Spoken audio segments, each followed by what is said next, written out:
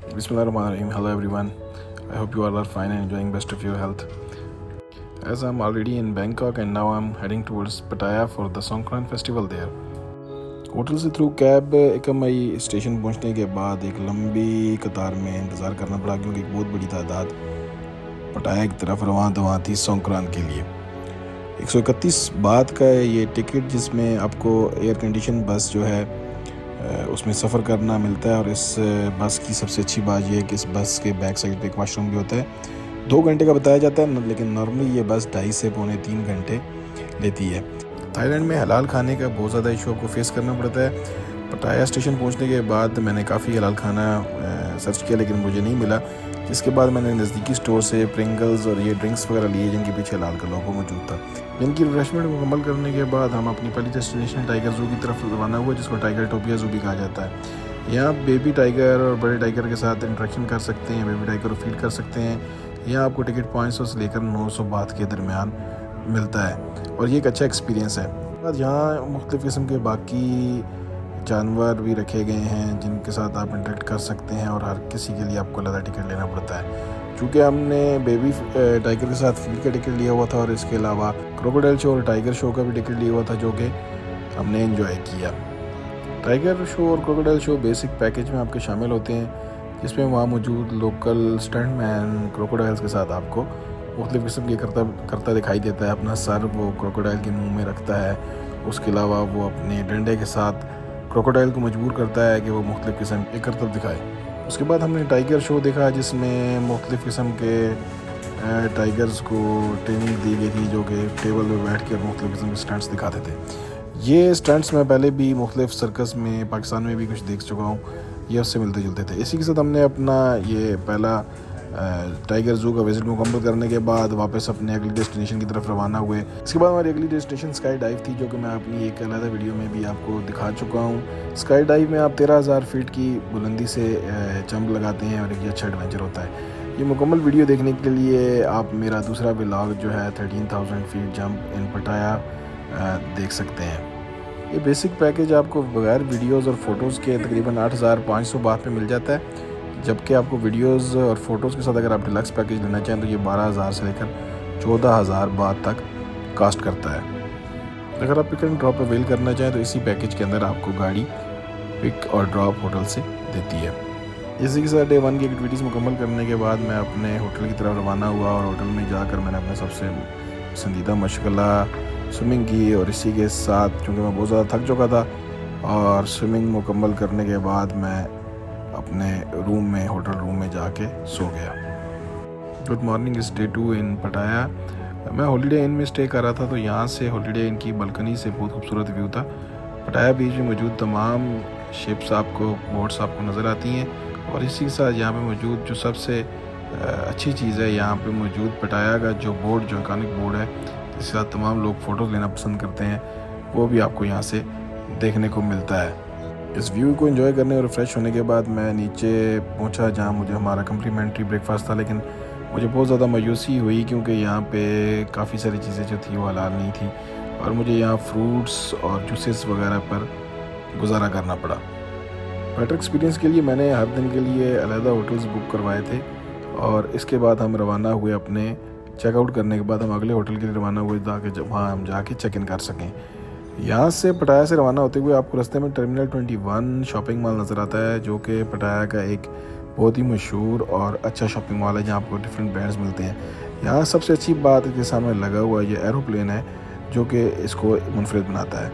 10 minute की मुसाफत के बाद हम गार्डन क्लिफ में मौजूद थे और गार्डन क्लिफ से ये नज़ारा आपको समुद्र का देखना पड़ता है। गार्डन क्लिफ पटाया के नॉर्थ में वाक़या है और ये 5 स्टार कैटेगरी में होटल कंसिडर होता है। मैं यहाँ आपको इस होटल का एक शॉर्ट व्यू दे रहा हूँ। तकरीबन 2200 बात में तकरीबन पाकिस्तानी 20 से 22,000 रुपये में ये कमरा आपको मिल जाता है। इसके साथ मौजूद ये प्राइवेट रिजॉर्ट जो है, होटल का प्राइवेट रिजॉर्ट जो है आपके लिए एक बोनस के तौर पे है। यहाँ आप अपना बैठ के सनसेट एंजॉय कर सकते हैं, यहाँ आप स्विमिंग कर सकते हैं। इसी के साथ मुझे मेरे ड्राइवर की कॉल मौसूल हुई कि हमने अभी अपने अगले पॉइंट सेंचुरी ऑफ ट्रुथ की तरफ चलना है जो कि हमारे रिजॉर्ट से 2 से 3 मिनट की मुसाफत में था। यहाँ का एंट्री टिकट 500 बात का है। अयोध्या किंगडम के बिलीफ पे बना है ये टेम्पल बुद्धिस्ट और हिंदुइज्म रिलीजन को डिस्क्राइब करता है। टेंपल और कैसल की शक्ल में मौजूद ये टेंपल अभी तक अनफिनिश्ड है और इसका काम जारी है। यहाँ पर जब आप पहुँचते हैं तो आपको मुख्तलिफ़ किस्म के लकड़ी के हुनरमंद बैठ कर काम करते हुए नज़र आते हैं और मुख्तलिफ हिस्से रिपेयर करते हुए इस टेंपल के नज़र आते हैं। सुबह 8 बजे से लेकर शाम 6 बजे तक इस टेंपल को पब्लिक के लिए ओपन रखा जाता है। सुबह के औकात में इसकी फ़ीस 500 बात, जबकि शाम के औकात में जबकि सनसेट के औकात होते हैं उसमें उसकी फ़ीस कुछ ज़्यादा है। इमारत के अंदर और बाहर इंतहाई बारीक और खूबसूरत नक्काशी की गई है। इसमें मुख्तलिफ तहज़ीब और मज़ाहिब के असरात शामिल हैं। इसमें थाई, हिंदू, बुद्ध मत, चीनी, कंबोडियन हर एक ख़ास हिस्सा मौजू को ज़ाहिर करता है, जैसे कि कायनात, तख्लीक, इंसानी ज़िंदगी, ख़ानदान और रिश्ते, रूहानियत और सच्चाई। लेक वरियापन ने इसकी तामीर 1981 में शुरू कराई, जो आज तक मुकम्मल नहीं हुई और अभी इसमें काम जारी है। कारीगर मुसलसल नई नक्काशी कर रहे हैं और पुरानी लकड़ियों को तब्दील करते रहते हैं। इस वजह से अंदर दाखिल होते वक्त अक्सर हेलमेट पहनना ज़रूरी होता है। सेंचुरी ऑफ ट्रुथ में आप ये तख्लीकात देखते हुए बाकी दीगर एक्टिविटीज़ भी कर सकते हैं, जिसमें सर फहरस्त हाथी की सवारी शामिल है और आपको अक्सर बालकोनी में से मुख्तलिफ जोड़े हाथी की सवारी करते हुए नज़र आते हैं। मुकम्मल तौर पर लकड़ी से बनाया गया है। इसकी ऊंचाई तकरीबन 105 मीटर है। इस दुनिया की सबसे बड़ी लकड़ी की इमारतों में शुमार किया जाता है। इसमें तकरीबन तमाम और रवायती तरीके इस्तेमाल किए गए हैं, यानी कि लोहे की कील का तकरीबन इस्तेमाल बहुत कम हुआ है। सेंचुरी ऑफ ट्रुथ के बिल्कुल सामने मौजूद इस आर्टिफिशियल नदी में आप बोटिंग भी कर सकते हैं, जिसका टिकट तकरीबन 300 से लेकर 500 बात के दरमियान है और इसमें आपको 2 नारियल दिए जाते हैं, जो आप नारियल का पानी पीने के बाद नारियल फ़िशेस को खिला सकते हैं और ये खूबसूरत फ़िशेस आपके साथ आपकी बोट के साथ स्विम करती हुई नज़र आती हैं और आप इस मंज़र को एंजॉय करते हैं। इस नदी के साथ मौजूद इस घंटे को बजाकर अपने चाहने वालों का नाम लिया जाता है।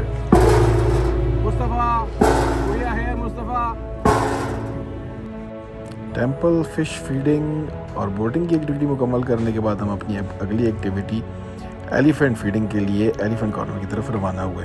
यहाँ मौजूद आप एलिफेंट्स को मुख्तलिफ़ किस्म के फल खिला सकते हैं और ये फल आपको वहाँ मौजूद स्टॉल से ख़रीदने पड़ते हैं, जो कि आपको 200 से 300 बात के दरमियान मिल जाते हैं। इसी के साथ हमारा सेंचुरी ऑफ ट्रुथ का दौरा मुकम्मल हुआ और हम अपने वापस रिजॉर्ट की तरफ रवाना हुए। ये हम अपने रिजॉर्ट के प्राइवेट बीच से आपको सनसेट का मंजर दिखा रहे हैं। इसी के साथ हमें यहाँ खुशखबरी सुनाई गई कि जंगली स्टाइल में फायर शो जो है होटल की तरफ से संक्रांति की खुशी में आज शाम फ्री ऑफ कास्ट जो है वो पेश किया जाएगा और 7:30 पे ये शो शुरू होना है। तो तमाम जो रेजिडेंट्स हैं जो कि इस टाइम मौजूद हैं होटल में, लोग वो 7:30 पे शो एंजॉय करने के लिए पहुँचे। फ्रेश होने के बाद जब 7:40 पे मैं नीचे पहुँचा तो वहाँ कुछ इस तरह के मनाज़र मुझे देखने को मिले।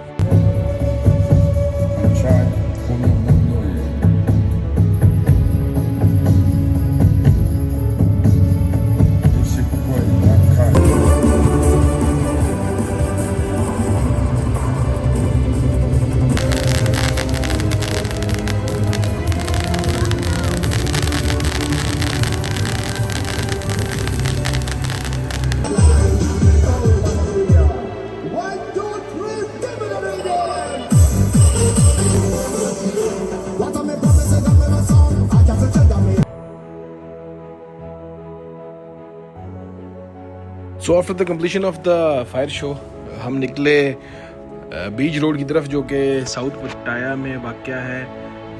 We move towards the walking street, the famous walking street of the Pattaya. यहाँ पे जो चीज़ें अच्छी देखने को मिली रास्ते में, वो उनमें से एक तो संक्रांत फेस्टिवल के हवाले से जो लोग एक दूसरे पे पानी फेंक रहे थे। ये इनका नया साल होता है थाईस का और ये इसको बड़े जोश व खरोश से मनाते हैं। सब लोग बीयर्स वगैरह पीते हैं और रोड पे खड़े होकर डांस करते हैं। एक दूसरे के चेहरे पर एक मखसूस किस्म की मिट्टी लगाई जाती है और साथ साथ एक दूसरे के ऊपर पानी फेंककर समर को और न्यू ईयर्स को वेलकम किया जाता है। टाया में आपको ज़्यादा टॉप्स डेली के नाम से ये रिटेल स्टोर्स देखने को मिलेंगे। ये बिल्कुल 7-Eleven की तरह के हैं, लेकिन पटाया में आपको ये ज़्यादा देखने को मिलते हैं। इस टाइम अपनी स्क्रीन पे मनाज़र संक्रांत के देख रहे हैं। लोग एक दूसरे के ऊपर पानी फेंक रहे हैं, खुश चेहरे पे मिट्टी लगा रहे हैं और म्यूज़िक कंसर्ट्स हो रहे हैं। ये वॉकिंग स्ट्रीट का गेट है और यहाँ आप देख सकते हैं इस टाइम रात के 1-1:30 बजे लोग डांस कर रहे हैं, एक दूसरे पे पानी फेंक रहे हैं और इस फेस्टिवल को एंजॉय कर रहे हैं। इसी के साथ हमारा आज का दिन कंप्लीट हुआ और हम वापस रवाना हो रहे हैं अपने होटल की तरफ। टुडे इज़ अब लास्ट डे इन पटाया।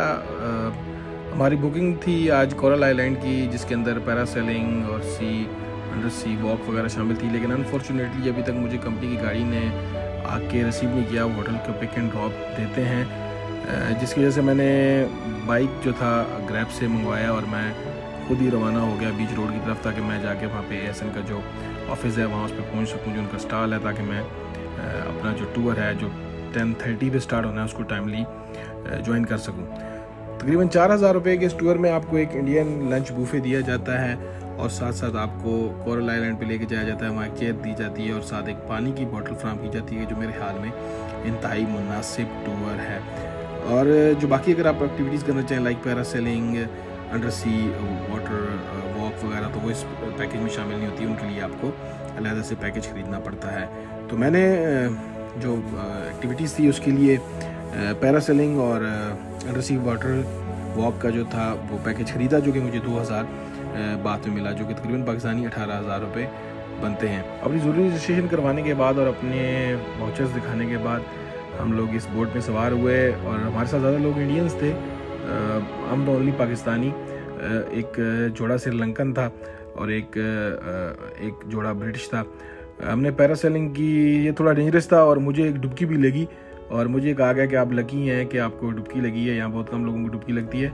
एक दफ़ा मैं घूम के आया और दोबारा जब आया तो उसके बाद मुझे दोबारा उन्होंने पानी के अंदर से बोट चलाई और पैरासेलिंग के जरिए मैं फिर दोबारा ऊपर गया। तो उसके बाद हम आगे रवाना हुए। हमारा नेक्स्ट पॉइंट था अंडर वाटर वॉक का, जो कि यहाँ से तकरीबन ये पूरा टूर 20 मिनट की बोट की मुसाफत लेता है। और यहाँ पहुँचने के बाद हमें ज़रूरी हदायत दी गई। हमने अपना सामान इन टोकरियों में शिफ्ट किया और इन रंग बिरंगी मछलियों के दरमियान हम तकरीबन 15 से 20 सेकंड के अंदर पहुँच गए। यहाँ हमने मखसूस स्टाइल्स जो थे, जो हमें फ़ोटोग्राफ़र ने बताया, वो बनाए, मछलियों को फीड कराई और पानी के अंदर 7 से 8 मिनट गुजारने के बाद हमें ये बताया गया कि it's time to go up, अब हमें वापस चलना है। ये एक अमेजिंग एक्सपीरियंस था। मैं इससे पहले स्कूबा डाइविंग भी कर चुका हूँ और अंडर सी पाकिस्तान में गिडानी बीच वगैरह पे बाकी चीज़ें कर चुका हूँ, इसलिए मेरे लिए नई नहीं थी। ये तमाम एक्टिविटीज़ करने के बाद हम अपनी फाइनल डेस्टिनेशन कोरल आइलैंड की तरफ रवाना हुए।